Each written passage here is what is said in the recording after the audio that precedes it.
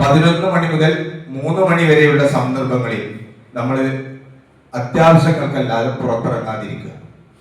അങ്ങനെ പുറത്തിറങ്ങേണ്ട സാഹചര്യം ഉണ്ട് എങ്കിൽ കുട, തൊപ്പി, ഗ്ലാസ് എന്നിവ, സൺഗ്ലാസ് എന്നിവ ഉപയോഗിച്ചുകൊണ്ട് മാത്രം പുറത്തിറങ്ങുക. അതുപോലെ തന്നെ ധാരാളമായി നല്ല വെള്ളം കുടിക്കുക. ആരോഗ്യ പ്രവർത്തകർ പറയുന്നത് ദാഹം നമുക്ക് അനുഭവപ്പെട്ടിട്ടില്ല എങ്കിൽ പോലും നമ്മൾ ശുദ്ധജലം ധാരാളമായി കുടിക്കണമെന്നാണ്. അതുപോലെ തന്നെ വസ്ത്രങ്ങൾ ധരിക്കുമ്പോൾ ഈ ചൂട് കാലഘട്ടങ്ങളിൽ അയഞ്ഞ കോട്ടൺ ഡ്രസ്സുകളാണ് ധരിക്കേണ്ടതെന്നാണ് ഈ ആരോഗ്യവകുപ്പ് നമ്മൾ പഠിപ്പിക്കുന്നത്. നമ്മുടെ അനുഭവത്തിലൊക്കെ തന്നെയാണ് ഏറ്റവും സുഖകരമായിട്ടുള്ളത്. അതുപോലെ തന്നെ പ്രായമായ സഹോദരന്മാർ, സഹോദരികൾ, കുട്ടികൾ, ഗർഭിണികൾ, രോഗികൾ, ഇവര് ഇത്തരം ചൂട് ഒന്നും കൂടി ശ്രദ്ധ ചെലുത്തണം എന്നുകൂടി ഓർമ്മപ്പെടുത്തുകയാണ്. അതുപോലെ തന്നെ മനുഷ്യനെ പോലെ നമ്മൾ ആശ്രയിച്ചുകൊണ്ട് ജീവിക്കുന്ന പക്ഷികള്, മൃഗങ്ങള് എന്നിവക്ക് വെള്ളം നൽകുക എന്നുള്ളതും നമ്മൾ ശ്രദ്ധിക്കേണ്ട സംഗതിയാണ്. റസൂലുള്ളാഹി സ്വല്ലല്ലാഹു അലൈഹി വസല്ലമയുടെ ഒരുപാട് ഹദീസുകളുണ്ട്.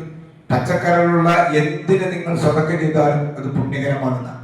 ഇപ്പൊ നമ്മുടെ വീടിന്റെയും പരിസരത്തുമൊക്കെ ഏതെങ്കിലും ജന്തുക്കള് അല്ലെങ്കിൽ മൃഗങ്ങള്, പക്ഷികളൊക്കെ വരാൻ സാധ്യതയുണ്ടെങ്കിൽ അവർക്ക് കൂടി കുടിവെള്ളം കിട്ടാവുന്ന ഒരു സാഹചര്യം നമ്മൾ ഒരുക്കണം. റസൂൽ സ്വല്ലല്ലാഹു അലൈഹി വസല്ലം പറഞ്ഞ ഒരു ഹദീസ് നമ്മളൊക്കെ മനസ്സിലാക്കിയതാണ് ഇല്ലേ? നായക്ക് വെള്ളം കൊടുത്താൽ ഒരു മനുഷ്യൻ സ്വർഗത്ത് പോയി എന്ന് പറഞ്ഞാൽ അത് അത്രയും പുണ്യകരമായ ഒരു സംഗതിയാണ്. നമുക്ക് ദാഹമുള്ളത് പോലെ നമ്മുടെ ആശ്രയിച്ചുകൊണ്ട് ജീവിക്കുന്ന, അല്ലെങ്കിൽ നമ്മൾ ആശ്രയിച്ച് പറഞ്ഞാൽ നമ്മുടെ പരിസരങ്ങളിൽ ജീവിക്കുന്ന പക്ഷികൾക്കും, മൃഗങ്ങൾക്കും, ജന്തുക്കൾക്കും ഒക്കെ വെള്ളം എത്തിക്കുവാനും നമ്മൾ ശ്രദ്ധിക്കണമെന്ന് ഓർമ്മപ്പെടുത്തുകയാണ്. അതുപോലെ തന്നെ മൃഗങ്ങളെയും ഒക്കെ വളർത്തുന്ന ആളുകള് അവർക്ക് വെയിലത്തൊരിക്കൽ കിട്ടിയിട്ടില്ല. ഈ സാഹചര്യത്തിൽ അവർക്ക് മിണ്ടാൻ കഴിയില്ല. അവർ തണലിൽ മാത്രമേ ഈ മൃഗങ്ങളെ കെട്ടിയിടാൻ പാടുള്ളൂ എന്നൊരു സൂചിപ്പിക്കാം. അതുപോലെ തന്നെ വെള്ളം ഒരിക്കലും നമ്മൾ നഷ്ടപ്പെടുത്താതിരിക്കാം. വെള്ളം ഉണ്ട് വിചാരിച്ചിട്ട് നഷ്ടപ്പെടുത്താതിരിക്കാം. വെള്ളമില്ലാത്ത നമ്മുടെ അയൽവാസികൾ ഉണ്ടെങ്കിൽ അവർക്ക് നമ്മൾ വെള്ളം കൊടുക്കാം. വളരെ പുണ്യകരമായ സംഗതിയാണ്. വെള്ളം കൊടുക്കുക എന്നാൽ വളരെ പുണ്യമുള്ള ഒരു സംഗതിയാണ് വെള്ളം കൊടുക്കാറുള്ളത്. ഇത് നമ്മൾ ശ്രദ്ധിക്കണം. നമ്മളങ്ങനെ തീരില്ലോ എന്ന് വിചാരിച്ച് കൊടുക്കാതെ അതൊക്കെ പുണ്യകരമായ സംഗതിയെ നമ്മൾ മനസ്സിലാക്കുക.